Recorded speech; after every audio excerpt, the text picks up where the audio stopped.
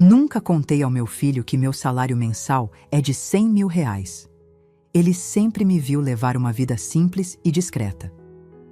Quando me convidou para jantar com os pais da esposa, decidi fazer um teste.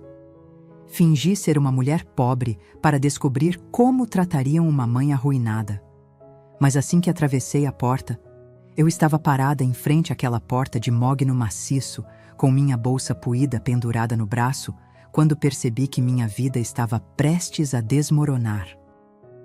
Não pelo apartamento luxuoso na Barra da Tijuca, não pelos lustres de cristal que eu enxergava através da janela, mas pelo jeito que meu próprio filho olhou para mim naquele momento, como se eu fosse um problema a ser resolvido, uma vergonha a ser escondida. Meu nome é Marta Lacerda, tenho 67 anos, cabelos grisalhos que insisto em prender num coque simples e uma vida inteira guardada em segredos que ninguém jamais imaginou. Naquela noite de sábado, vestindo minha blusa de algodão creme e a calça social preta que uso há 5 anos, eu estava prestes a descobrir quem realmente importava na vida do meu único filho. Rodrigo abriu a porta com um sorriso que não chegou aos olhos. Ele estava diferente, o cabelo engomado para trás, a camisa de linho italiano, o relógio que brilhava no pulso como um pequeno sol de ouro. Meu menino. O mesmo que eu embalei durante noites de febre, que segurei a mão no primeiro dia de aula, que chorou nos meus braços quando o pai morreu. Mas agora ele olhava para mim como um estranho avalia uma mercadoria duvidosa. "Mãe, você chegou", disse ele, e havia algo estranho na voz. Uma hesitação, um desconforto. "Cheguei, meu filho. Trouxe até um bolo de fubá que fiz hoje de manhã", respondi, erguendo a marmita de plástico com um sorriso que forcei nos lábios. Ele nem olhou para o bolo. Foi quando ela apareceu. Valdirene, a mãe da Bruna, minha nora. Uma mulher alta, de cabelos loiros oxigenados, unhas postiças vermelhas como garras, e um vestido tubinho azul marinho que devia custar mais do que meu aluguel. Ela me encarou de cima a baixo, com aquele tipo de olhar que congela o sangue. O olhar de quem classifica pessoas em categorias, e claramente eu não estava na categoria certa. "Rodrigo, querido", ela disse, ignorando completamente minha presença. "Sua mãe não poderia ter usado a entrada de serviço? É que hoje temos outros convidados importantes e... Bem, você entende. Senti como se tivessem arrancado o chão debaixo dos meus pés. A entrada de serviço. Como se eu fosse a empregada. Como se 67 anos de vida, de trabalho, de dignidade não valessem uma porta da frente. Olhei para Rodrigo esperando. Não, implorando. Que ele dissesse algo. Que me defendesse. Que lembrasse quem eu era, quem sempre fui. Mas ele apenas desviou o olhar, as faces corando levemente, e murmurou: "Mãe, é só para evitar constrangimento. O apartamento está cheio e..." Eu poderia ter gritado. Poderia ter jogado aquele bolo de fubá no chão de mármore e saído dali com a cabeça erguida. Mas algo dentro de mim, talvez curiosidade, talvez a necessidade doentia de confirmar meus piores medos, me fez engolir a humilhação como um comprimido amargo. "Tudo bem, meu filho", respondi, e minha voz saiu mais firme do que eu esperava. "Eu entendo", Valdirene sorriu. Não foi um sorriso gentil. Foi o sorriso de quem acabou de vencer uma batalha sem precisar lutar. Contornei o prédio, passando pelo jardim perfeitamente aparado, pelas câmeras de segurança que seguiam cada movimento meu, até encontrar a porta lateral. A porta dos funcionários. A porta onde entregas eram feitas, onde o lixo era recolhido, onde pessoas como eu, aparentemente, deviam entrar. A maçaneta estava fria quando a girei. E foi ali, naquele corredor apertado que cheirava a produtos de limpeza e a comida requentada, que eu comecei a entender a extensão da minha ingenuidade. Durante 34 anos, eu havia protegido meu filho de uma verdade que agora percebia ser um erro monumental. Nunca contei a Rodrigo que meu salário mensal é de R$ 103.000. Nunca revelei que trabalho como consultora financeira sênior para algumas das maiores empresas do Rio de Janeiro. Nunca deixei que ele soubesse dos investimentos que fiz, das propriedades que possuo, do patrimônio que construí tijolo por tijolo depois que seu pai morreu e me deixou sozinha com um menino de 15 anos e uma dívida de R$ 140 mil. Eu queria que ele aprendesse o valor do trabalho, que não dependesse de mim, que construísse seu próprio caminho. Então vivi numa casa simples no Meier, dirigi o mesmo Corolla por 7 anos, comprei roupas em liquidação e guardei minha verdadeira vida em sigilo absoluto. Mas naquela noite, caminhando por aquele corredor de serviço enquanto ouvia risadas vindas da sala de jantar, eu me perguntei: será que ensinei humildade? Ou apenas criei um filho que se envergonha da própria mãe? A cozinha estava vazia quando entrei. Ou quase. Uma moça jovem, uniformizada, arrumava taças de cristal numa bandeja. Ela me olhou com surpresa e depois com pena. Aquele tipo de pena que dói mais do que raiva. A senhora é a mãe do Dr. Rodrigo? Perguntou baixinho. Sou, respondi, e a palavra saiu como uma confissão de crime. Sinto muito, ela sussurrou, e então se virou rapidamente, como se tivesse dito algo proibido. Fiquei ali parada, segurando minha marmita de bolo de fubá como uma idiota, quando Valdirene entrou na cozinha com a mesma expressão de superioridade que uma rainha usa ao visitar os estábulos. Marta, querida, ela disse, e a palavra querida soou como veneno destilado. Você pode esperar aqui. Vamos jantar primeiro com nossos convidados e depois... Bem, vemos o que sobra para você. Tudo bem assim? Não era uma pergunta. Era uma ordem disfarçada de gentileza. Eu poderia ter confrontado. Poderia ter revelado tudo ali mesmo. Mas há momentos na vida em que você precisa deixar as pessoas mostrarem quem realmente são. E naquela cozinha perfumada com cheiro de salmão grelhado e molho de alcaparras, eu decidi fazer exatamente isso.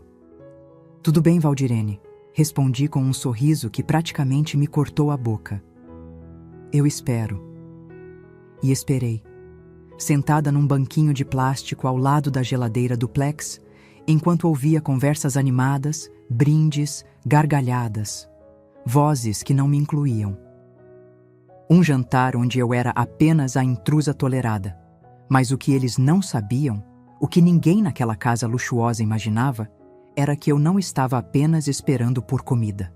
Eu estava esperando pelo momento certo de mostrar que subestimar uma mulher de 67 anos que construiu um império em silêncio é o tipo de erro que se paga muito, muito caro.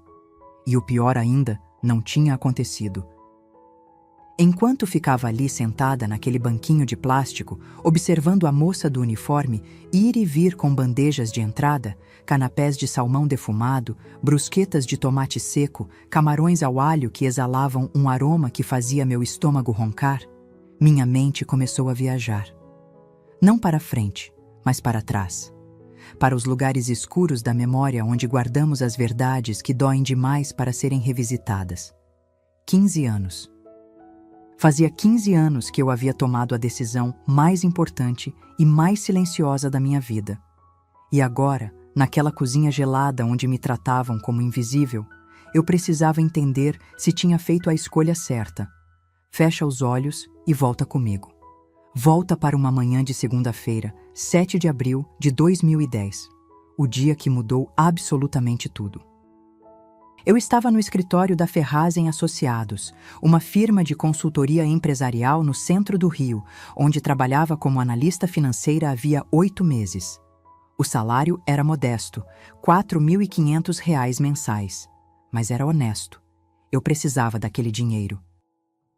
Meu marido, Juvenal, tinha morrido 3 anos antes de um infarto fulminante, me deixando com uma dívida hospitalar de R$ 140 mil e um filho de 15 anos que ainda chorava baixinho no travesseiro todas as noites.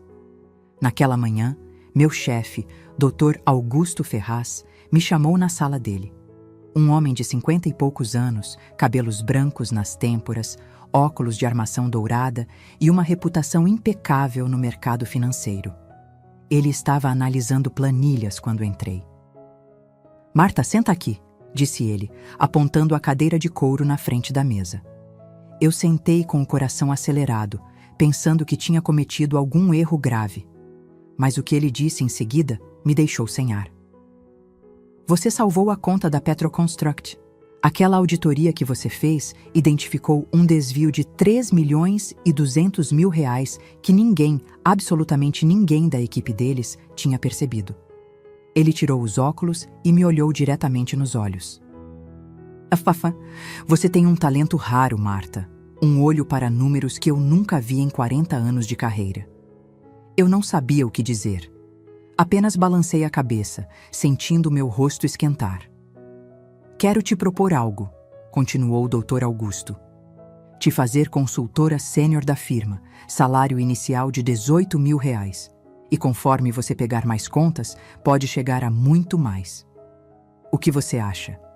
18.000 reais. 4 vezes o que eu ganhava. Dinheiro suficiente para pagar as dívidas, colocar Rodrigo numa escola melhor, talvez até começar a sonhar com uma vida que não fosse apenas sobrevivência. Eu aceitei naquele mesmo instante. E foi ali que tudo começou.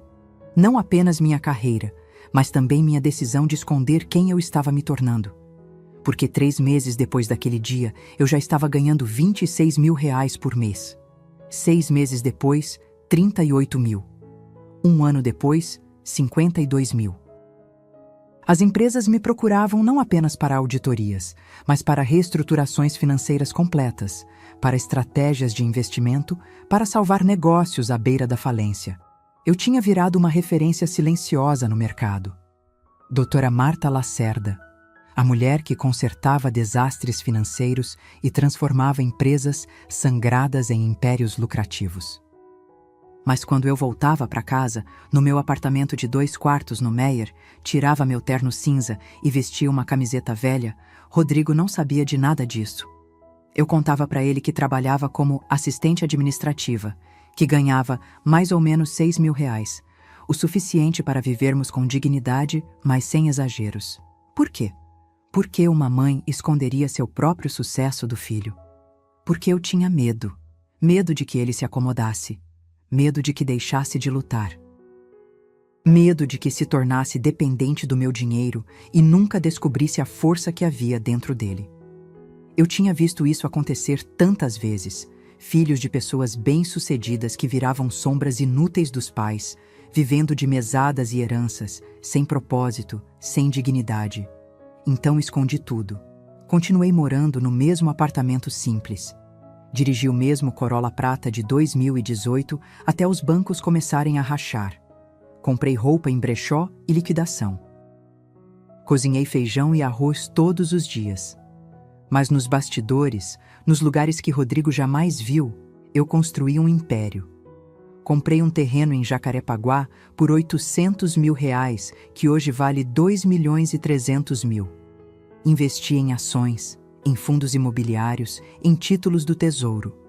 Abri uma conta bancária separada onde depositava 80% do meu salário todos os meses. Paguei as dívidas do Juvenal em 2 anos. E ainda sobrou. Aos 52 anos, eu estava rica. Não absurdamente rica, mas confortavelmente rica. Rica o suficiente para nunca mais precisar me preocupar com dinheiro. Rica o suficiente para poder escolher. E escolhi continuar fingindo que era pobre. Rodrigo se formou em administração numa faculdade particular.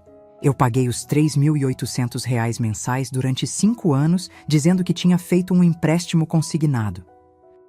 Quando ele quis fazer um intercâmbio no Canadá por 6 meses, custando 87.000 reais, eu vendi umas economias antigas para bancar. Quando ele precisou dar entrada no primeiro apartamento, um kitnet em Botafogo, consegui um dinheiro emprestado, 95.000 reais, que entreguei a ele como se fosse uma fortuna reunida em anos de sacrifício. E era mesmo sacrifício, mas não o tipo que ele imaginava, o sacrifício de mentir todos os dias. De fingir dificuldades que não existiam, de ouvir meu filho dizer: "Mãe, não se preocupa, eu te ajudo quando eu crescer", enquanto eu tinha mais dinheiro na conta do que ele ganharia nos próximos 10 anos de trabalho. Eu achava que estava fazendo o certo. Achava que estava protegendo ele, ensinando valores, construindo caráter. Mas ali, naquela cozinha da Barra da Tijuca, sendo tratada como uma vergonha ambulante, eu comecei a questionar tudo. Porque talvez eu não tivesse ensinado humildade. Talvez eu tivesse apenas ensinado Rodrigo a me ver como inferior, como alguém que precisava ser tolerado, sustentado, escondido quando pessoas importantes apareciam. Ouvi uma gargalhada vinda da sala de jantar. Era a voz do Rodrigo. Ele estava rindo, livre, feliz, enquanto eu esperava na cozinha como uma mendiga. Meus olhos arderam, mas eu não permiti que as lágrimas caíssem. Não ainda. Porque se tem uma coisa que aprendi em 15 anos construindo empresas por trás dos panos, é que lágrimas são para depois da batalha.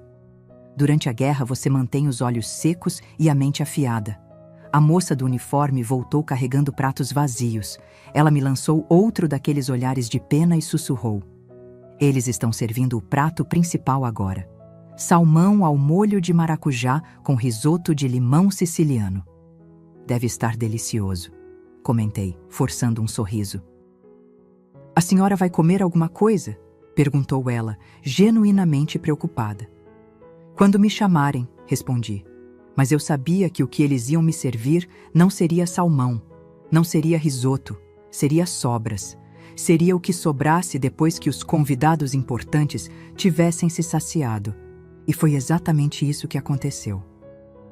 Quando Valdirene finalmente voltou à cozinha, trazia um prato de plástico descartável, daqueles de festa infantil, com restos de arroz branco, um pedaço pequeno de frango requentado e uma colher de purê de batata frio. "Aqui, querida", disse ela com aquele sorriso falso. "Infelizmente o salmão acabou, mas isso aqui está fresquinho." Olhei para aquele prato, para a comida que não era boa o suficiente para os convidados, mas que aparentemente era boa o suficiente para mim. E naquele momento, algo dentro de mim começou a rachar. Não era apenas raiva, era uma compreensão profunda e dolorosa de que eu havia falhado, não em esconder meu dinheiro, mas em ensinar meu filho a enxergar valor onde ele realmente existe. "Obrigada", disse pegando o prato e o garfo de plástico que ela me entregou. Comi cada garfada daquela comida requentada, cada pedaço de frango borrachudo, cada colherada de purê sem gosto. E enquanto comia, eu pensava. Pensava em quanto dinheiro eu tinha na conta. Pensava nas propriedades, nos investimentos, na vida inteira que construí nas sombras.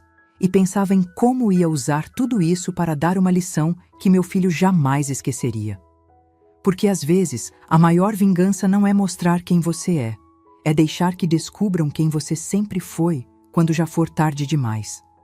Terminei de comer aquele prato de plástico às 8h23 da noite. Sei a hora exata porque olhei para o relógio de parede da cozinha. Um daqueles modelos modernos, minimalistas, que custam mais de R$ 1.000, mas que mal se consegue enxergar os ponteiros. Tudo naquela casa era assim, caro, mas vazio de significado. Guardei o garfo descartável dentro do prato e fiquei ali sentada, ouvindo as vozes que vinham da sala. Risos altos, conversas animadas sobre viagens para Punta Cana, sobre carros importados, sobre investimentos em Miami. E no meio de todas aquelas vozes, reconheci a do meu filho.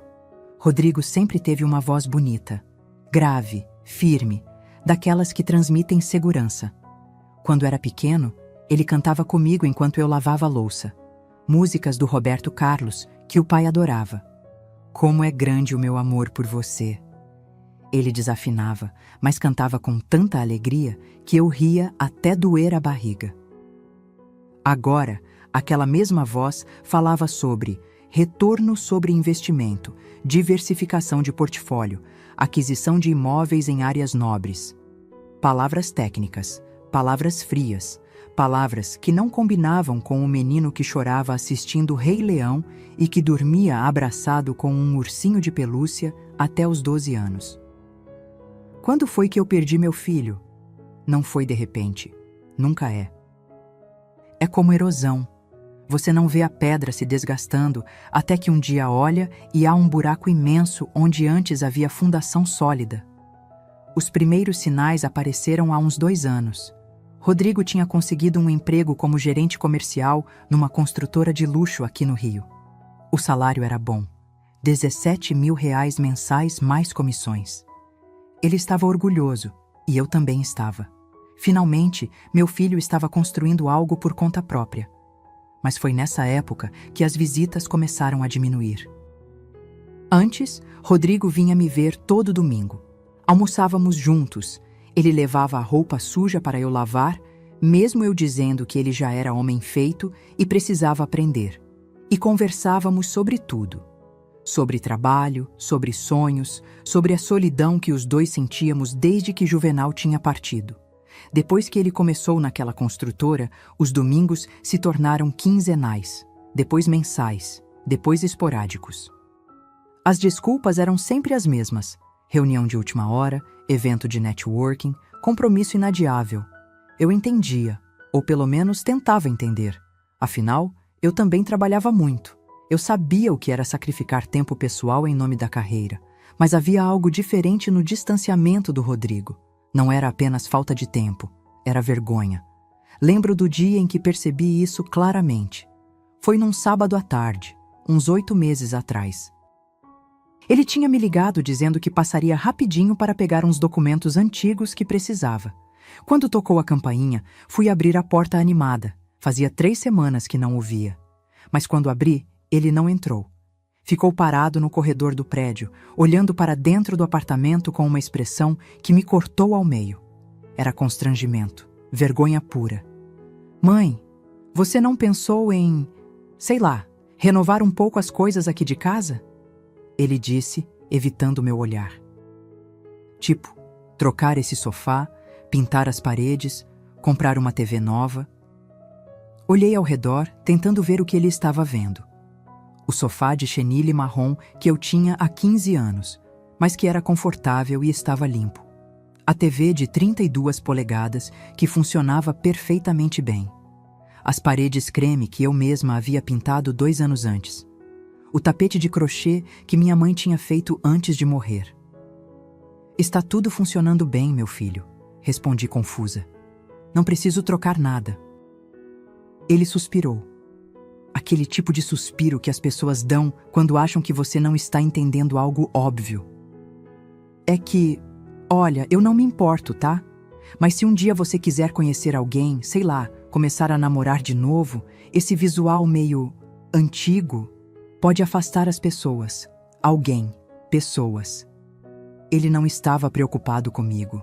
Estava preocupado com a imagem, com o que outros pensariam se vissem onde a mãe dele morava. Rodrigo, eu tô bem assim, disse sentindo um nó se formar na garganta. Não preciso impressionar ninguém. Eu sei, mãe, eu sei. Ele entrou rapidamente, pegou o envelope com os documentos que eu tinha separado e saiu ainda mais rápido.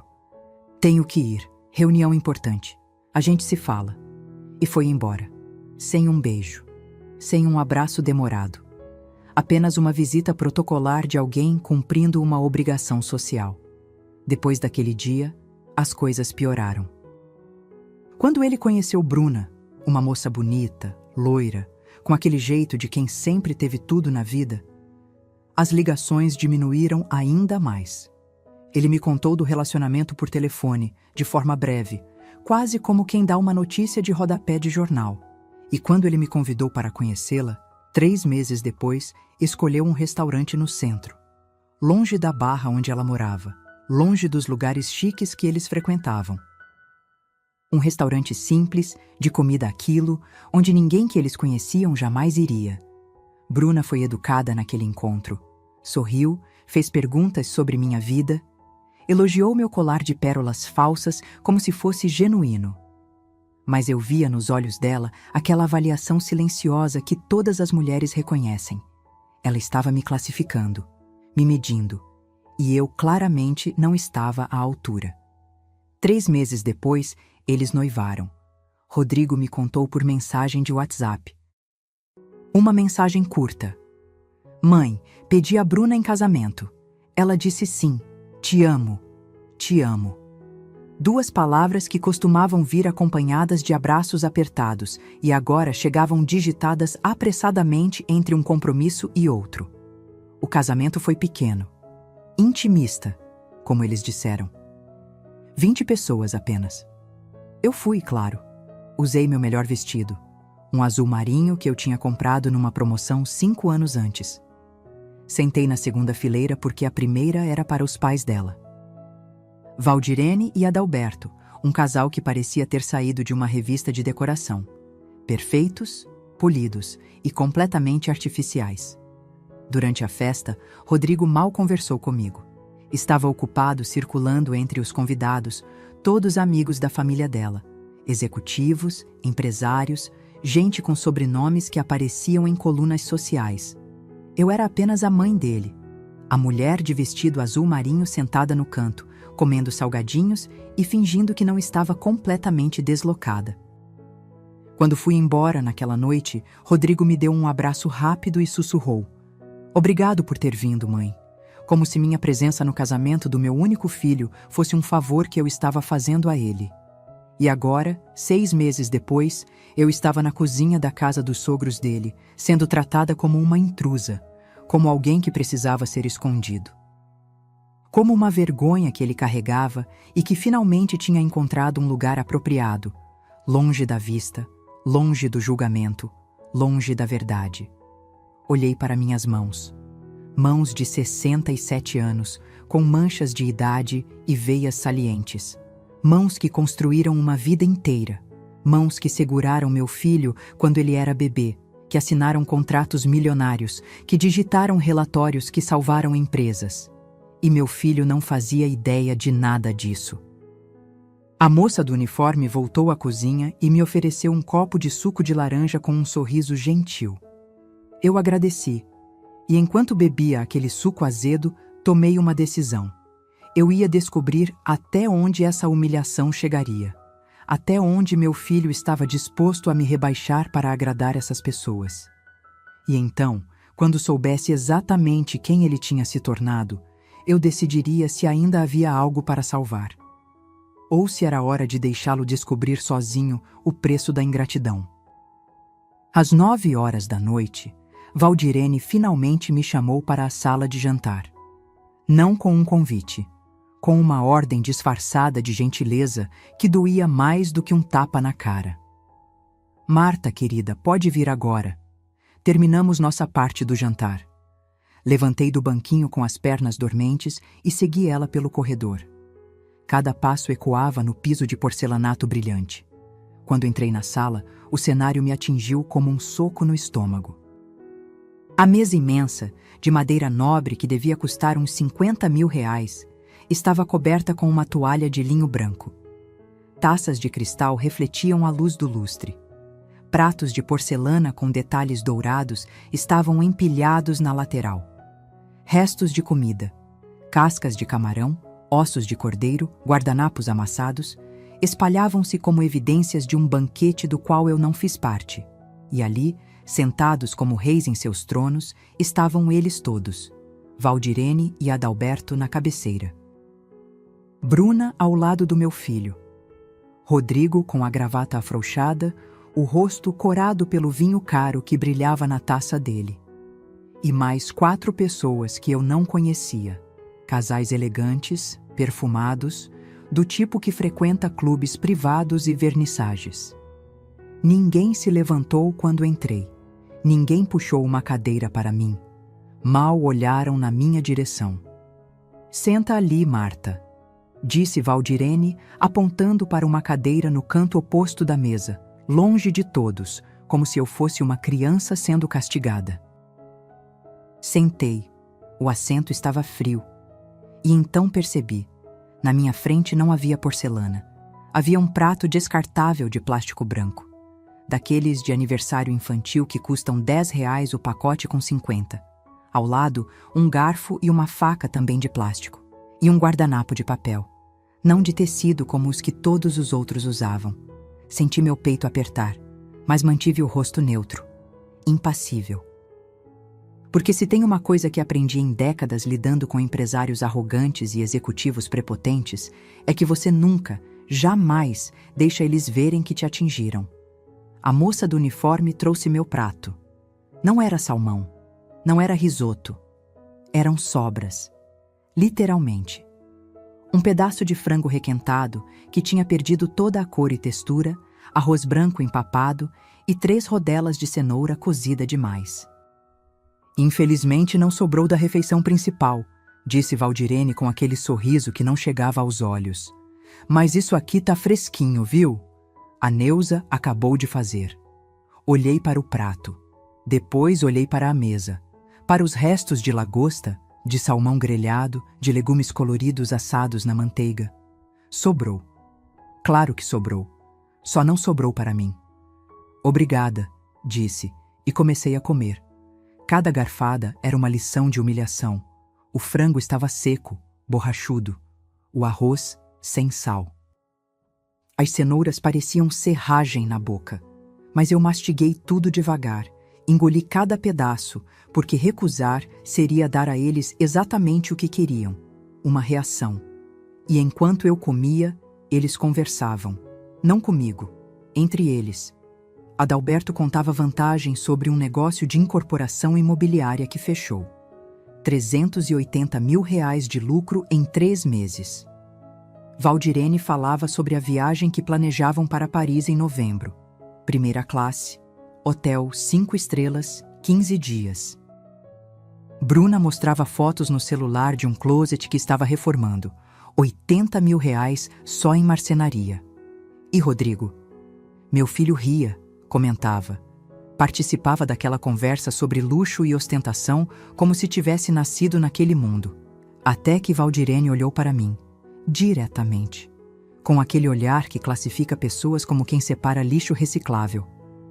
Marta, Rodrigo me contou que você mora no Meier. Deve ser difícil, né? Aquela região. Ela pausou, deixando a palavra flutuar no ar como fumaça tóxica. Tão complicada. Antes que eu pudesse responder, Adalberto emendou. É que a gente sempre fala pro Rodrigo. Tem que ajudar a mãe, né? Botar ela num lugar mais adequado. Afinal, conforme a idade vai chegando, a gente precisa de mais conforto, mais segurança. Eles estavam falando de mim como se eu não estivesse ali, como se eu fosse um problema a ser resolvido, uma carga, um peso.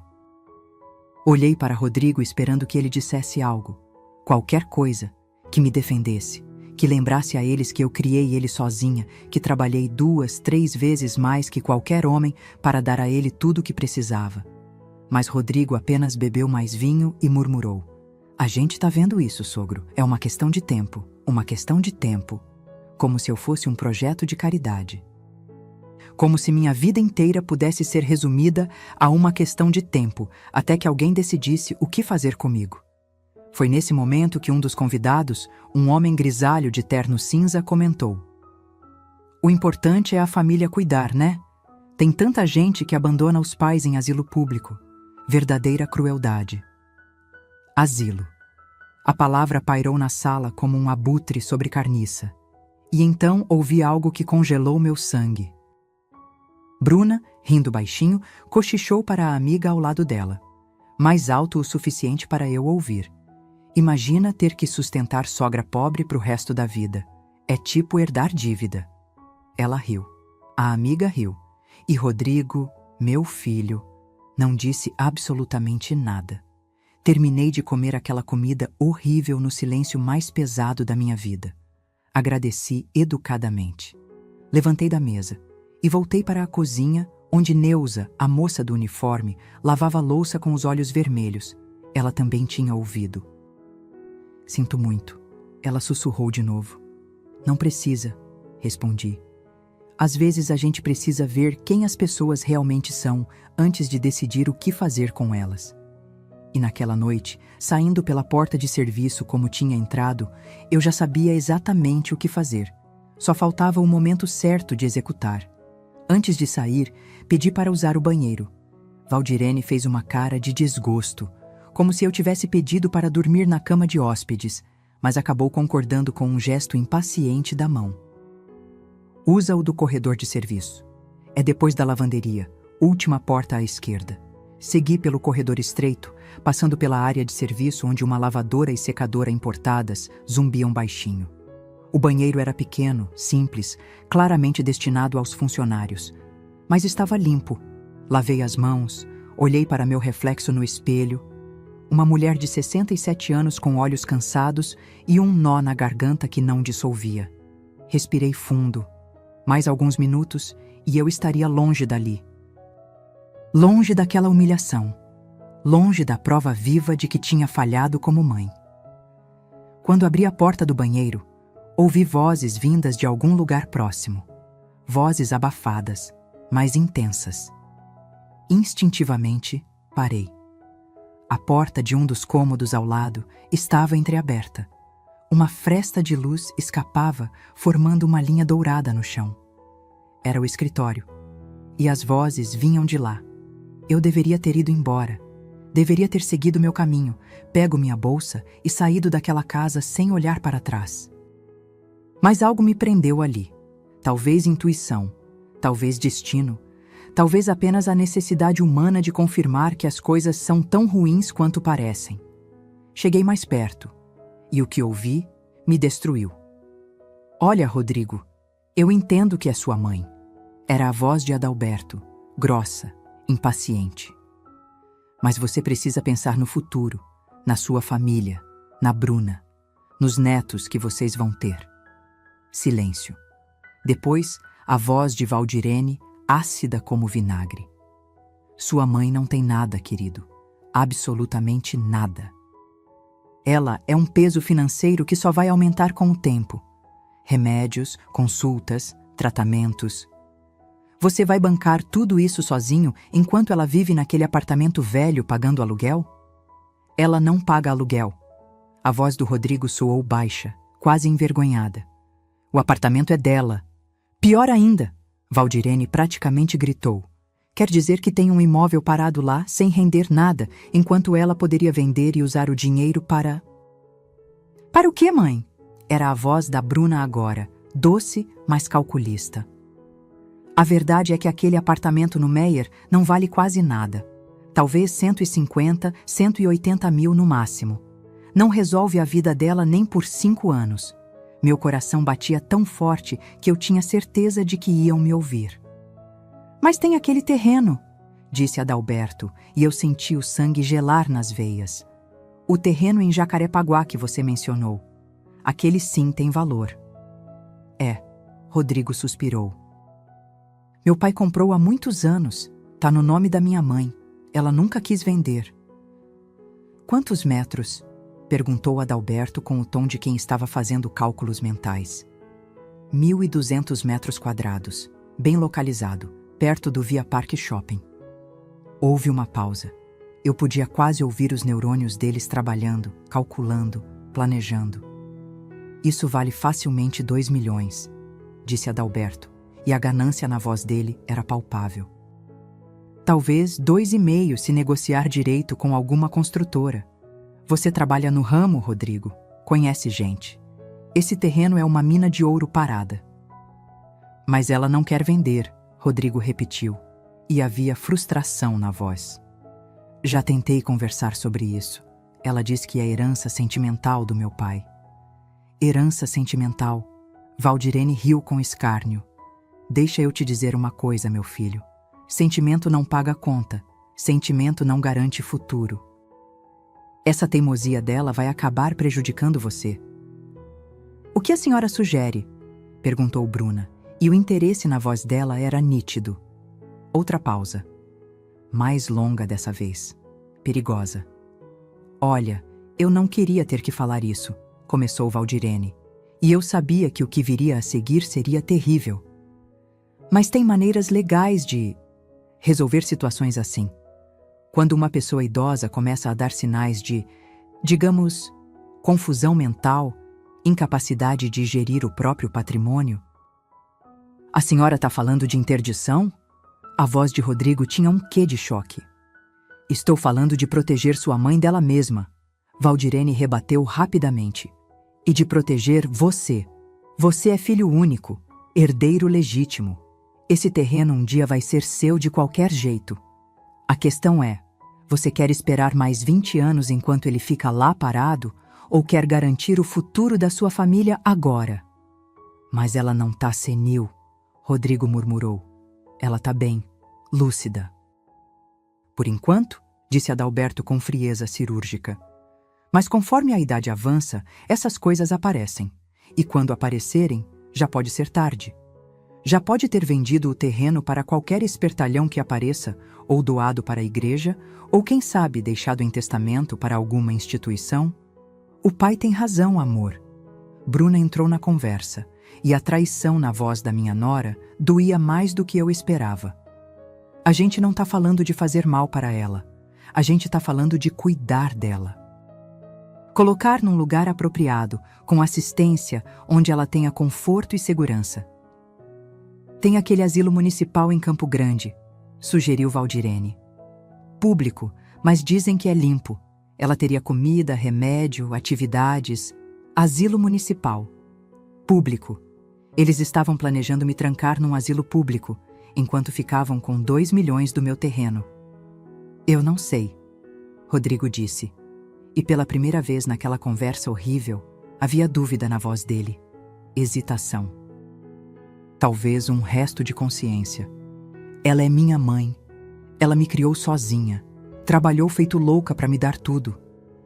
E agora é sua vez de retribuir, cortou Valdirene, garantindo que ela seja cuidada adequadamente. Rodrigo, filho, você precisa ser racional. Sua mãe não tem dinheiro, não tem futuro, não tem nada para deixar além desse terreno que ela está desperdiçando por teimosia sentimental. Silêncio. Um silêncio que durou séculos. E então, meu filho, meu único filho, o menino que eu segurei no colo, que eu embalei durante pesadelos, que eu protegi do mundo inteiro, disse: deixa eu pensar nisso. Não foi um não, foi um deixa eu pensar. Minha mão cobriu a boca para abafar o som que queria escapar. Não era choro. Era algo mais primitivo, mais doloroso. Era o som de um coração se partindo em pedaços tão pequenos que nunca mais poderiam ser remontados. Afastei-me daquela porta em silêncio.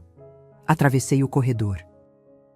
Peguei minha bolsa na cozinha e saí pela porta de serviço sem me despedir de ninguém, porque naquele momento eu não tinha mais um filho. Eu tinha um inimigo.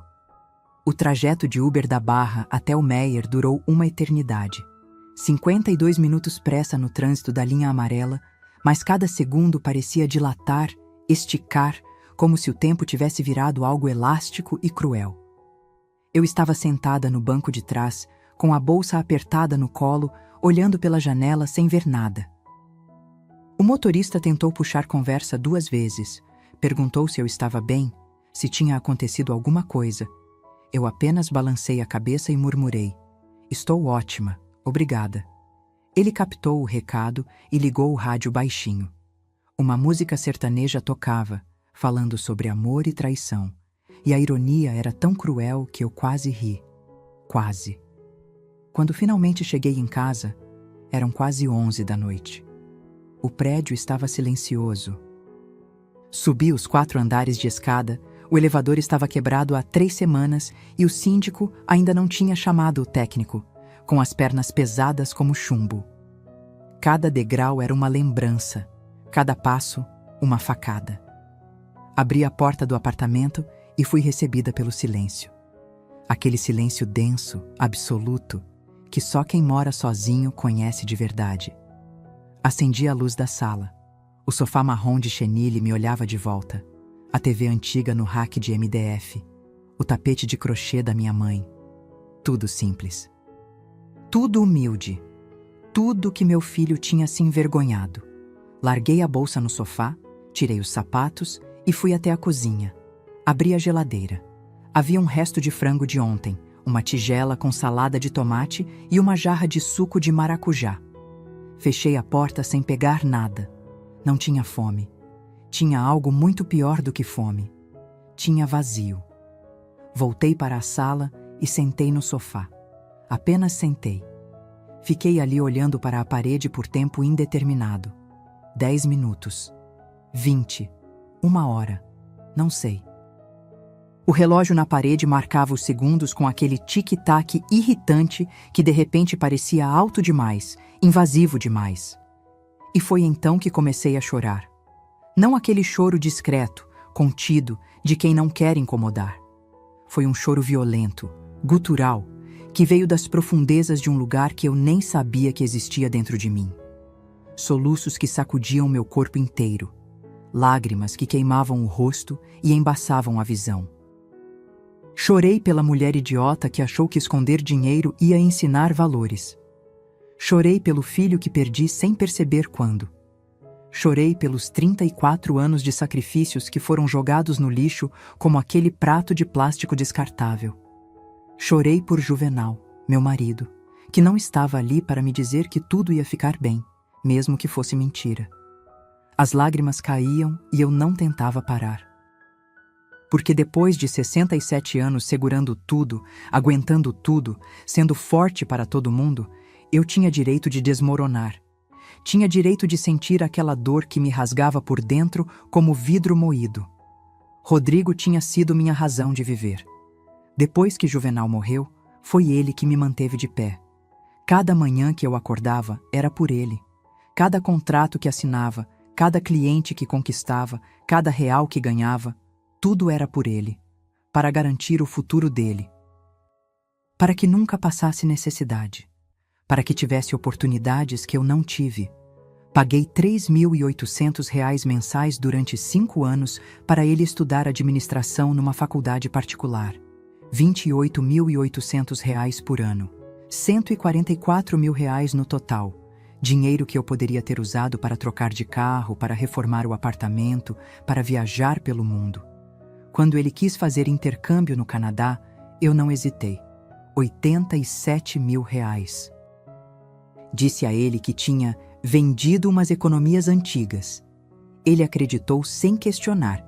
Passou 6 meses em Vancouver aprendendo inglês, conhecendo gente, vivendo experiências, e voltou diferente, mais polido, mais ambicioso, mais distante. Depois teve a entrada do apartamento. R$ 95 mil que entreguei a ele com um sorriso e uma mentira sobre dinheiro emprestado que vou pagar aos poucos. Ele pegou, assinou os papéis e 3 meses depois já estava reclamando que o apartamento em Botafogo era pequeno demais, longe demais, não tinha vaga de garagem. Somando tudo, tudo mesmo, eu tinha investido R$ 428 mil no meu filho ao longo dos últimos 15 anos. 428 mil. Dinheiro que dei com amor, com sacrifício, com a esperança de que ele se tornasse um homem de bem. E o que ele se tornou? Um homem que me escondeu pela porta de serviço. Que me serviu comida em prato descartável, que ficou calado enquanto a sogra me humilhava, que estava considerando me internar num asilo público para roubar meu terreno. O choro ficou mais intenso, mais doloroso. Eu abraçava um dos almofadões do sofá como se fosse um salva-vidas no meio de um oceano revolto. E gritava. Gritava mesmo, ali sozinha no meu apartamento velho, deixando sair toda aquela dor que tinha sido represada durante anos. Por quê? Eu gritei para o teto, para Deus, para o universo. Por que eu fiz tudo errado? Onde foi que eu errei? Mas não havia resposta. Apenas o eco da minha própria voz, voltando vazio, oco, sem sentido. As horas passaram. Eventualmente, as lágrimas secaram. Não porque a dor tinha diminuído, mas porque o corpo humano tem um limite físico para o sofrimento. Fiquei ali sentada, com o rosto inchado, os olhos ardendo, o peito doendo como se alguém tivesse pisado em cima. Eram 3h20 da manhã quando finalmente consegui me levantar. Fui até o quarto, me joguei na cama sem trocar de roupa e fechei os olhos. Mas não consegui dormir, porque na minha mente aquela conversa tocava em loop infinito. As vozes, as palavras, o plano, a traição. Deixa eu pensar nisso. 5 palavras que mataram qualquer resto de esperança que eu ainda tinha. Rodrigo não tinha dito não. Não tinha me defendido, não tinha se levantado e dito, jamais vou fazer isso com minha mãe. Ele tinha dito que ia pensar, que ia considerar, que talvez, só talvez, fosse capaz de me trair da forma mais vil possível. E naquele momento, deitada na escuridão do meu quarto, eu tomei uma decisão. Não ia mais chorar por ele, não ia mais implorar por migalhas de afeto, não ia mais fingir que era pobre, fraca, dependente. Ia mostrar para meu filho e para aquela família de víboras que o corrompeu exatamente quem era Marta Lacerda. E eles iam se arrepender de cada segundo daquela noite. Acordei na segunda-feira com os olhos ainda inchados e uma clareza mental que eu não tinha há anos. Não dormi mais que 2 horas, mas não estava cansada. Estava desperta, completamente desperta pela primeira vez em muito tempo. Levantei da cama às 6 da manhã, tomei um banho demorado e me vesti com cuidado. Não com as roupas simples que usava no dia a dia. Tirei do armário o terno cinza chumbo que usava para reuniões importantes, alfaiataria impecável, tecido italiano, corte perfeito.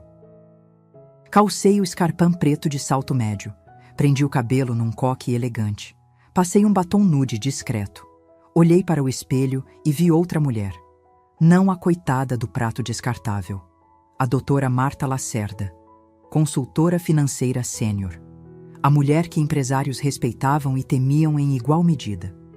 Preparei um café forte, comi 2 fatias de pão com manteiga e às 7h15 da manhã estava discando o primeiro número. Doutor Heitor? Bom dia. É a Marta Lacerda. Preciso marcar uma reunião urgente. Hoje, se possível.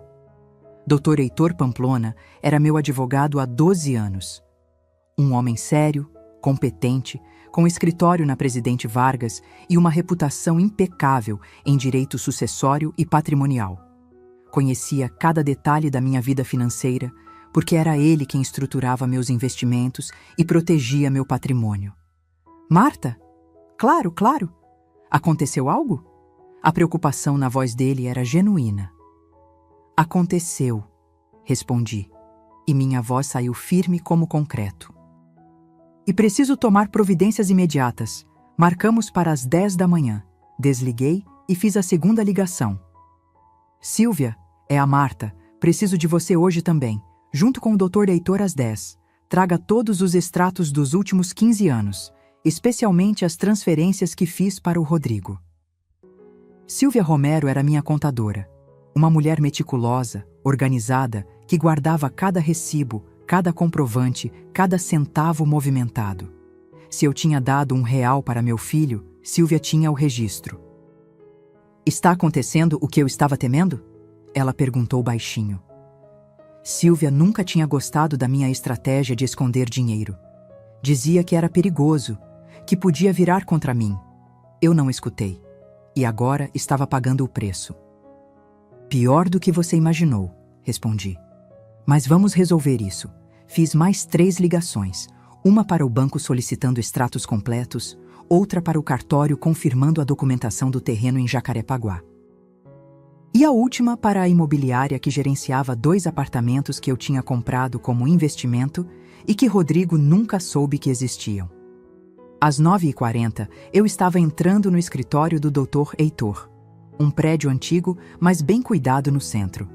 Subi de elevador até o 8º andar e fui recebida pela secretária com um sorriso profissional. Doutora Marta, pode entrar. Dr. Heitor está esperando. O escritório dele era exatamente como eu lembrava. Estantes de madeira repletas de códigos jurídicos, uma mesa imponente, diplomas nas paredes e aquele cheiro característico de papel velho e café forte. Dr. Heitor levantou quando entrei, me cumprimentou com um aperto de mão firme e apontou a cadeira de couro na frente da mesa. Silvia já chegou. Está na sala de reuniões preparando os documentos. Ele disse, me observando atentamente. Marta, você está bem? Parece que não dormiu. Não dormi, admiti. E não vou dormir direito até resolver isso. Contei tudo, cada detalhe daquela noite horrível, a porta de serviço, o prato descartável, a conversa que escutei, o plano de me interditar e roubar meu terreno, a traição do meu próprio filho. Dr. Heitor Foi ficando cada vez mais sério conforme eu falava. Quando terminei, ele tirou os óculos, limpou as lentes lentamente e soltou um suspiro pesado. Marta, isso é grave, muito grave. Tentativa de apropriação indébita de patrimônio mediante interdição fraudulenta. Se eles levarem isso adiante, é crime, pode dar cadeia. Eu sei, disse friamente, e vou me proteger. Ele abriu uma pasta e pegou uma caneta. Primeira coisa, vamos transferir o terreno. Você mencionou uma fundação? Quero criar uma fundação beneficente, expliquei. Em nome do Juvenal, meu falecido marido. A fundação vai receber o terreno como patrimônio inicial. E vai usar os recursos para construir casas populares ou financiar projetos sociais. Não quero vender, quero que sirva para algo maior. Dr. Reitor anotou tudo rapidamente. Perfeito. Isso tira completamente o terreno do alcance de qualquer processo de interdição ou herança direta. Vou começar a estruturar hoje mesmo. Preciso de uns 15 dias para finalizar toda a papelada. 15 dias eu tenho, respondi. Segundo ponto, quero alterar meu testamento. Ele olhou para mim com aquela expressão de advogado que já viu de tudo, mas que ainda consegue se surpreender. Quer deserdá-lo completamente? Hesitei. Apenas um segundo, porque por mais traído que meu coração estivesse, ele ainda era meu filho. Ainda era o menino que eu tinha carregado no ventre. Mas então lembrei da voz dele dizendo, deixa eu pensar nisso. E a hesitação passou. Quero deixar para ele o equivalente ao que investi nele. R$428 mil. Nenhum centavo a mais. O resto vai para a fundação e para projetos sociais que vou definir com você. E quanto é o resto? Perguntou o Dr. Reitor. 2.400.000 em investimentos, 380 mil em poupança e renda fixa. 2 apartamentos que valem juntos 700 mil. E o terreno, que vale aproximadamente 2.300.000. Total, 5.800.000 reais. O silêncio que se seguiu foi pesado. Doutor. Heitor me olhou com uma mistura de respeito e incredulidade. Marta, seu filho não fazia ideia de nada disso? Nenhuma ideia, respondi, e havia amargura na minha voz.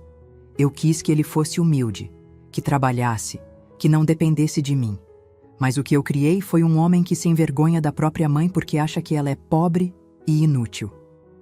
Silvia entrou na sala nesse momento, carregando uma pasta gorda com documentos.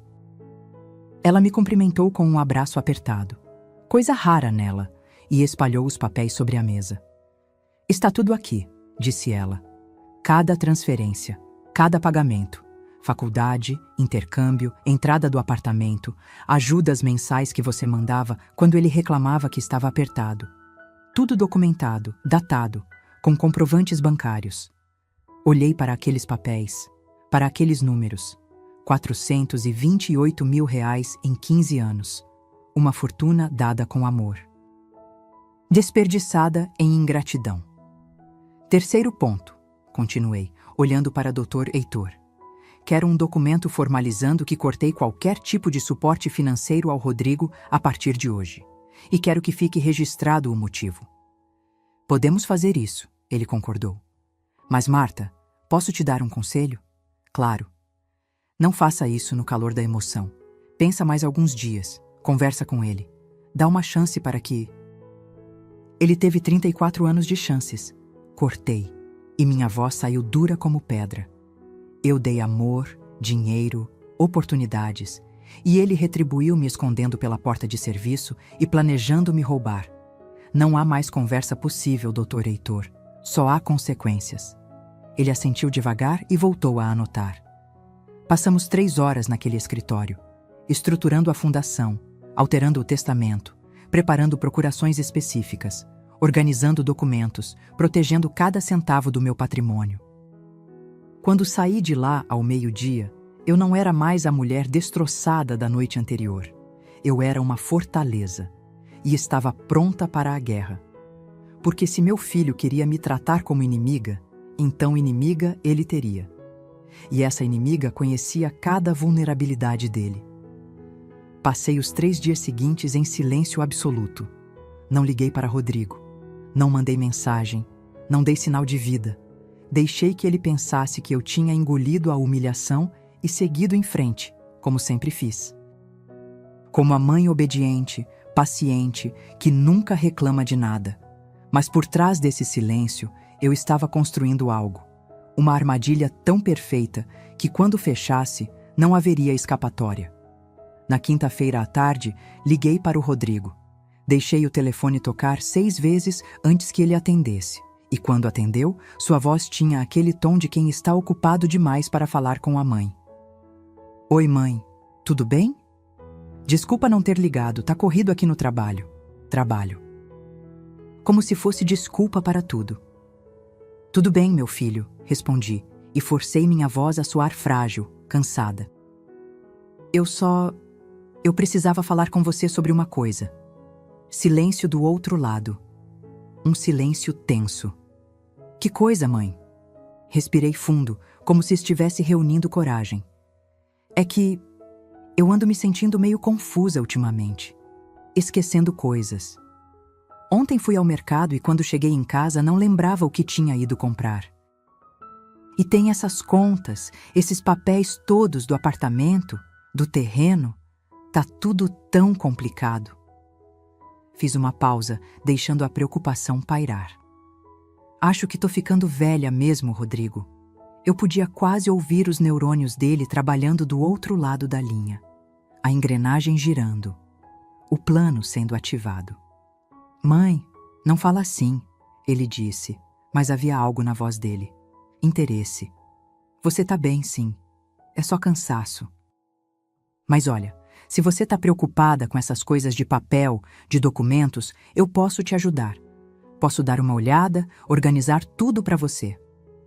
Lá estava. A isca tinha sido mordida. Você faria isso por mim? Perguntei, fingindo alívio genuíno.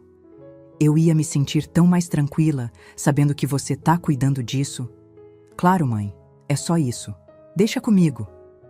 Ele estava animado agora, quase empolgado. Que tal a gente marcar um almoço? Final de semana eu tô apertado, mas segunda-feira eu consigo. A gente conversa com calma sobre tudo. Segunda-feira. 5 dias para ele preparar os documentos, consultar os sogros, talvez até conversar com algum advogado corrupto. 5 dias para ele achar que tinha ganhado. Segunda tá ótimo, filho. Mas será que não pode ser num lugar bonito? Fiz minha voz soar quase infantil. Faz tanto tempo que não almoço num restaurante bom. Domingo passado foi... Bem, foi meio desconfortável para mim. Me senti meio deslocada. Ouvi ele engolir seco. Culpa. Boa. Que sentisse. Claro, mãe. Vou marcar num lugar legal. Deixa comigo. Te busco em casa às 11h30? Pode ser, meu filho. Muito obrigada. Você é tão bom para mim. Desliguei e olhei para o celular com um sorriso amargo nos lábios. Tão bom. Tão bondoso. Tão disposto a ajudar a mãe velha e confusa que estava começando a perder a cabeça. Mas o Rodrigo tinha cometido um erro fatal. Ele tinha subestimado a própria mãe. Liguei imediatamente para Dr. Heitor. Ele mordeu a isca, informei. Segunda-feira, 12h.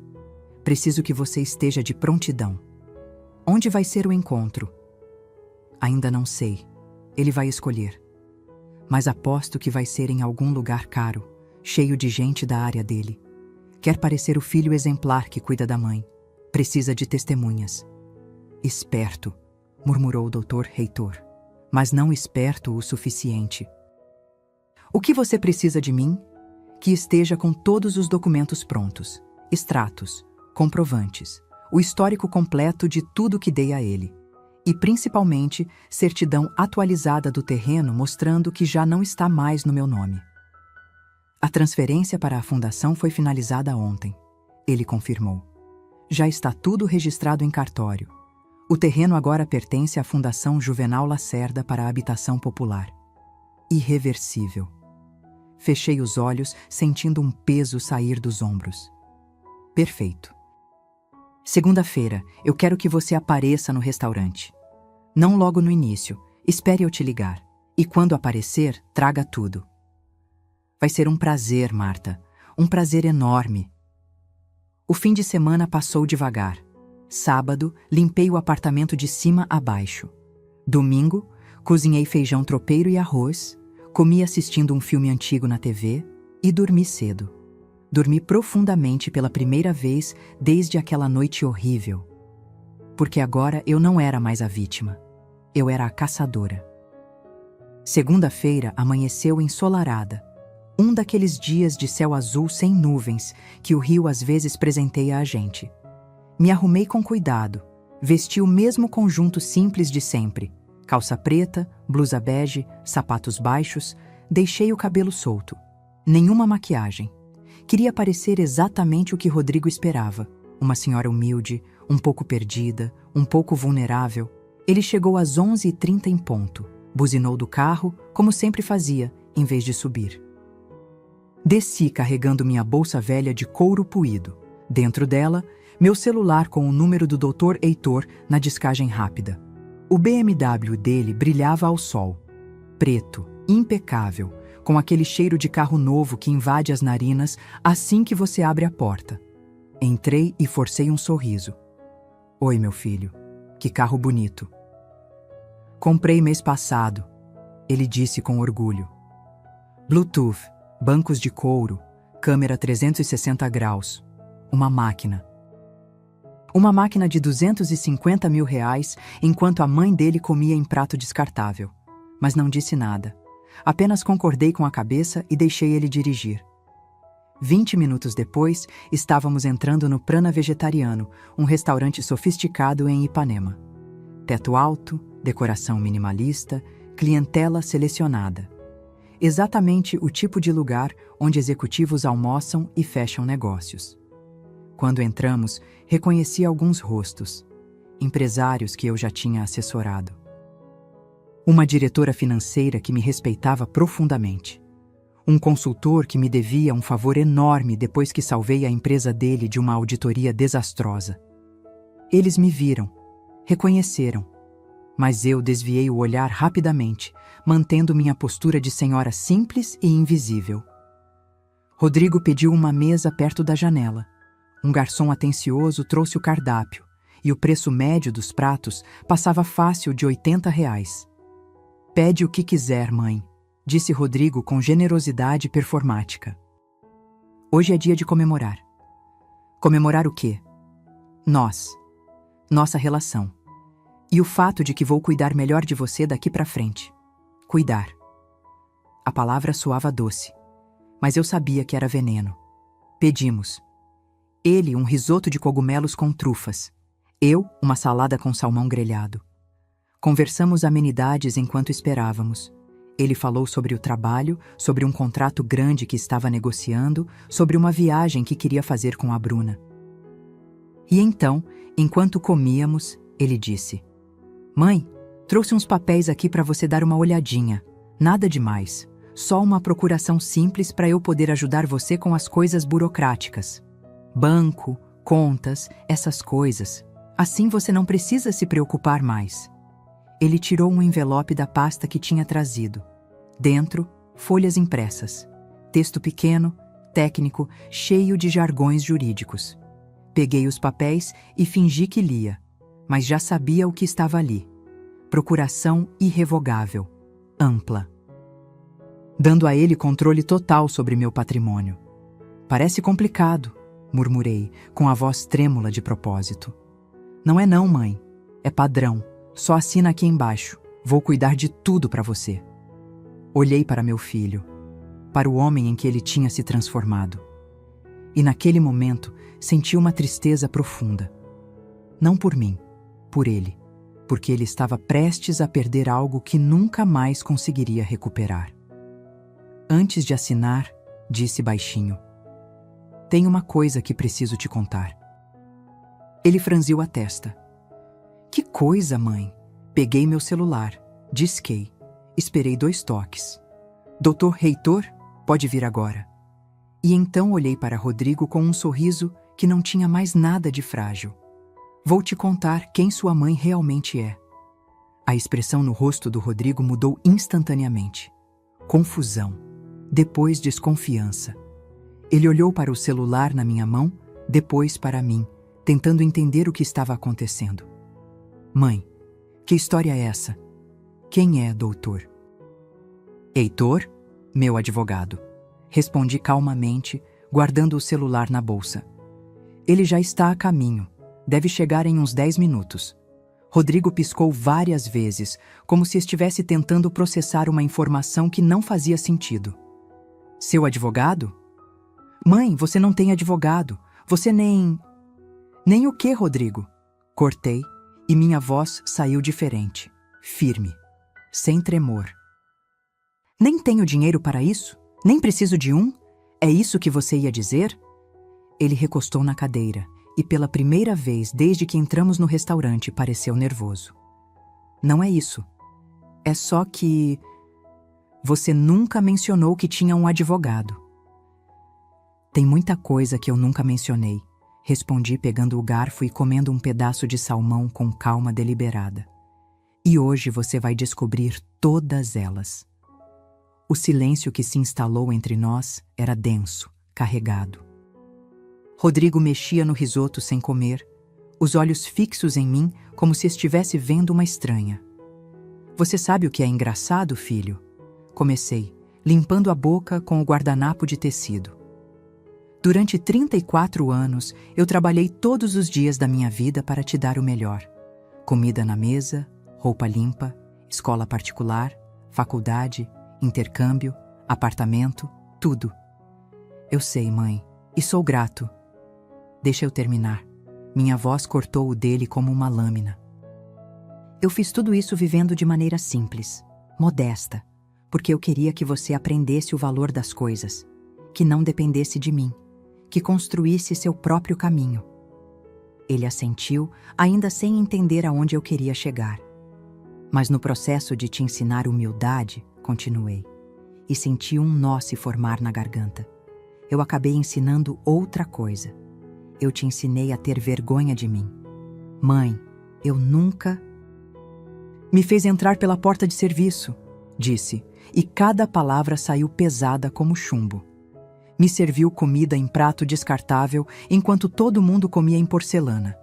Ficou calado enquanto sua sogra me humilhava. E no final daquela noite, quando você achou que eu já tinha ido embora, ficou num escritório planejando me roubar. O rosto dele perdeu toda a cor, branco como o prato à nossa frente. Você ouviu? Cada palavra, confirmei. A conversa sobre interdição, sobre asilo público, sobre o terreno em Jacarepaguá que vale 2 milhões, sobre como seria melhor para todo mundo se eu fosse declarada incapaz. Rodrigo tentou falar, mas as palavras morreram na garganta. Ele olhou ao redor como se verificasse se alguém estava ouvindo, e então se inclinou para a frente, a voz saindo num sussurro desesperado. Mãe, não foi assim. Eu não ia fazer nada. Eles sugeriram, mas eu não. Eu só disse que ia pensar. Deixa eu pensar nisso. Repeti as palavras exatas dele. Não foi um não, Rodrigo. Foi uma consideração. Você considerou me trair, me roubar, me trancar num asilo enquanto ficava com meu patrimônio. Eu não ia fazer isso. Ele quase gritou, e algumas cabeças se viraram na nossa direção. Ele abaixou a voz novamente. Eu nunca faria isso com você. Eu só... Eles pressionaram, e eu não sabia como responder na hora. Então, deixa eu te ajudar a entender algumas coisas, disse, pegando a bolsa e tirando de dentro um envelope que eu tinha preparado. Essa procuração que você trouxe? Não vou assinar. Nunca vou assinar, porque diferente do que você pensa, eu não sou uma velhinha confusa que precisa de ajuda. Abri o envelope e coloquei na mesa uma folha impressa. Era meu extrato bancário do último mês. Rodrigo olhou, leu, e leu de novo, os olhos arregalando progressivamente. Isso não pode estar certo. Está corretíssimo, respondi. Saldo em conta corrente, R$ 123 mil. Investimentos em renda fixa, 380 mil. Ações e fundos, 2.400.000. 2 apartamentos que valem 700 mil juntos. E o terreno? Bem, o terreno a gente já vai falar sobre ele. Rodrigo estava em choque. Completo, absoluto choque. A boca entreaberta, as mãos tremendo segurando o papel. Como eu tenho tudo isso? Completei a pergunta. Trabalhando, Rodrigo. Eu trabalho como consultora financeira sênior há 15 anos. Meu salário mensal é de R$ 103 mil, às vezes mais, dependendo dos bônus. Eu salvo empresas. Reestruturou negócios. Faço auditoria de alto nível. Vários dos homens e mulheres que estão almoçando neste restaurante agora já foram meus clientes. Coloquei mais papéis na mesa, um por um. Contratos assinados com empresas conhecidas, certificações, cartas de recomendação. Doutora Marta Lacerda. Ele leu num dos documentos, a voz fraca. Você é a doutora. Marta Lacerda? Sou, confirmei. E sabe o que é mais triste? Você trabalha no mercado há anos e nunca conectou os pontos. Nunca percebeu que a consultora que salvou a Petroconstruct, que reestruturou a Alvorada Empreendimentos, que fez auditoria na Horizonte Urbana, era sua própria mãe. Ele estava abalado, completamente abalado. E eu não senti pena. Por que você nunca me contou? Perguntou, e havia acusação na voz. Por que mentiu para mim durante todos esses anos? Porque eu queria que você fosse forte, respondi, sentindo as emoções subirem. Queria que você trabalhasse, que lutasse, que não se tornasse mais um filho acomodado vivendo de mesada. Mas eu errei, Rodrigo. Errei feio. Você errou? Ele quase gargalhou, um riso amargo. Você mentiu para mim a vida inteira. E você planejou me roubar. Minha voz subiu, ecoando pelo restaurante. Silêncio total. Todos olhando. Eu te dei R$ 428 mil ao longo de 15 anos. Paguei sua faculdade, seu intercâmbio, seu apartamento. Tudo. E você retribuiu querendo me trancar num asilo e roubar meu terreno. Foi nesse momento que Dr. Heitor entrou no restaurante. Alto, de terno azul marinho, pasta de couro na mão. Ele caminhou diretamente até nossa mesa com a postura de quem está acostumado a tribunais e confrontos. Boa tarde, cumprimentou educadamente, puxando uma cadeira e sentando-se sem pedir licença. Rodrigo, eu presumo? Prazer, Dr. Heitor Pamplona, advogado da sua mãe. Rodrigo olhou de mim para ele, depois de volta para mim, completamente perdido. Trouxe os documentos que você pediu, Marta, disse Dr. Heitor, abrindo a pasta e espalhando papéis sobre a mesa. Primeiro, histórico completo de transferências financeiras feitas para Rodrigo Lacerda nos últimos 15 anos. Total documentado, R$ 428 mil. Ele empurrou as folhas para frente. Rodrigo olhou. Estava tudo ali. Cada transferência, cada ajuda, cada mentira sobre empréstimo consignado. Segundo, continuou o Dr. Heitor, certidão atualizada do terreno em Jacarepaguá. Como você pode ver, o imóvel não está mais no nome da doutora Marta Lacerda. Foi transferido legalmente para a Fundação Juvenal Lacerda para a habitação popular. Irreversível, irrevogável. Rodrigo pegou o documento com mãos trêmulas. Leu, e seu rosto ficou cinza. Você doou o terreno? Doei, confirmei. Pro nome do seu pai. Para fazer algo que ele sempre sonhou. Ajudar pessoas de verdade. Construir casas populares. Dar dignidade para quem precisa. Não deixar nas mãos de gente gananciosa e ingrata. Terceiro e último. Dr. Heitor pegou mais um documento. Novo Testamento da doutora Marta Lacerda, registrado em cartório na última sexta-feira. Rodrigo Lacerda receberá como herança o valor exato que sua mãe investiu nele, R$ 428 mil. O restante do patrimônio, estimado em R$ 5.800.000, será destinado à fundação e a projetos sociais. O silêncio que se seguiu foi absoluto. Rodrigo olhava para os papéis como se fossem uma sentença de morte. E, em certo sentido, eram. A sentença da ganância dele. Mãe, ele começou, a voz quebrada. Eu nunca realmente ia... Não importa mais, cortei. O que importa é que você considerou. Você olhou para mim naquela noite, me viu como um peso, como um problema, como algo descartável. E isso eu não posso perdoar. Levantei da cadeira. Doutor Heitor fez o mesmo.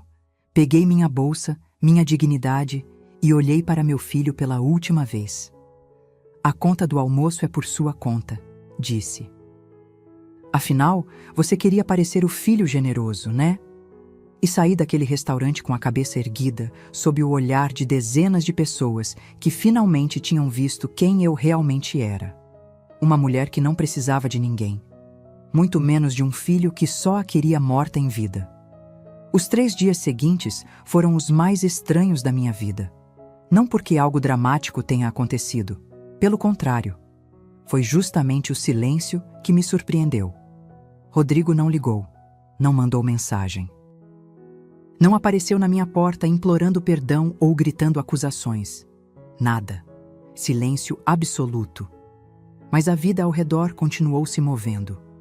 E as consequências do almoço no prana vegetariano começaram a se desenrolar como peças de dominó caindo uma após a outra. Na terça-feira de manhã, recebi uma ligação de Beatriz Fonseca, diretora financeira da Alvorada Empreendimentos, uma das empresas que eu havia assessorado 2 anos atrás. Ah, Marta, que história foi aquela no prana? Tá todo mundo comentando, ela disse, e havia admiração genuína na voz dela. Você colocou seu filho no lugar dele, bem na frente de meia dúzia de executivos. Virou lenda. Eu não sabia se ria ou se ficava constrangida. Não foi minha intenção criar espetáculo, Bia. Mas criou. E sabe o que mais? Aquele seu filho trabalha na Megacorp Construções, né? Pois é. O diretor-presidente estava almoçando lá também. Ouviu tudo. E não gostou nem um pouco. Meu estômago apertou. O que você quer dizer? Quero dizer que a Megacorp tem uma política rígida sobre conduta ética e valores familiares. Faz parte da imagem deles. Um gerente comercial planejando roubar a própria mãe não é exatamente o tipo de funcionário que eles querem representando a empresa. Desliguei o telefone alguns minutos depois com uma sensação estranha no peito. Não era alegria, não era tristeza. Era apenas vazio. Na quarta-feira, Silvia apareceu no meu apartamento sem avisar, trazendo uma garrafa de vinho e um sorriso de orelha a orelha. Você precisa ver isso, disse ela, abrindo o notebook na mesa da cozinha. Olha o que chegou hoje de manhã. Era um e-mail da Receita Federal. Notificação de auditoria fiscal para Adalberto Mendes Carvalho e Valdirene Costa Carvalho. Investigação de sonegação fiscal e movimentação financeira irregular. Olhei para Silvia com os olhos arregalados. Você fez isso? Eu não fiz nada, ela disse com um sorriso inocente demais para ser verdadeiro. Apenas enviei algumas informações que chegaram ao meu conhecimento. Sabe como é, né? Cidadania, responsabilidade social. Que tipo de informações? Bem, pode ser que eu tenha descoberto que a construtora do Adalberto tem 3 empresas fantasmas. Pode ser que essas empresas tenham recebido pagamentos milionários sem nota fiscal. E pode ser que tudo isso esteja muito bem documentado e tenha ido parar na mesa de um auditor amigo meu. Fechei os olhos, sentindo uma onda de algo que não conseguia nomear. Justiça? Vingança? As duas coisas misturadas? Silvia, você não precisava... Precisava sim, ela cortou, séria agora. Aquela gente ia te destruir, Marta. Ia roubar você, te trancar e dormir tranquila depois. Gente assim não merece misericórdia. Merece exatamente o que está recebendo. Na quinta-feira, recebi uma ligação que eu não esperava. Era a Bruna. Dona Marta? A voz dela estava diferente, pequena, assustada. A senhora pode conversar comigo? Depende do assunto, respondi friamente. É sobre o Rodrigo. Ele foi demitido, perdeu o emprego, e a gente tá com problemas, muitos problemas. Problemas como? Ela hesitou. Depois disse, a voz embargada. Meus pais estão sendo auditados pela Receita. Tem um monte de gente indo na empresa revirando tudo. Meu pai tá desesperado. E o Rodrigo não arranja emprego em lugar nenhum. Ninguém quer contratar ele depois do que aconteceu. A história se espalhou. Deveria sentir pena, mas não sentia. E você quer o que de mim, Bruna? Quero pedir desculpas. Em nome dele também. A gente errou. Errou muito. A senhora não merecia... Ela começou a chorar. Por favor, a senhora pode conversar com ele? Pode perdoar? A gente precisa da senhora. Não tem mais ninguém. Não tem ninguém, repeti lentamente. Engraçado. Vocês tinham eu. Tinham uma mãe que daria a vida pelo filho, que trabalhou 30 anos em silêncio para proteger ele. Mas eu não era boa o suficiente. Era pobre, humilde, uma vergonha. A gente sabe disso agora. A gente sabe que errou. E eu sei que não quero mais fazer parte da vida de vocês, disse, e a firmeza na minha voz me surpreendeu. Rodrigo fez escolhas. Vocês fizeram escolhas. Agora vivam com as consequências. Desliguei antes que ela pudesse responder. E foi naquele momento, com o telefone ainda quente na mão, que algo dentro de mim finalmente se rompeu. Mas não de dor, de libertação. Passei os próximos 2 meses dedicando meu tempo à fundação. A Fundação Juvenal Lacerda cresceu mais rápido do que eu esperava. Fechamos parceria com a prefeitura para construir 50 casas populares no terreno de Jacarepaguá. Criamos um programa de microcrédito para mulheres empreendedoras. Estabelecemos um fundo de bolsas de estudo para jovens de baixa renda. E descobri que fazer o bem dói menos do que guardar rancor.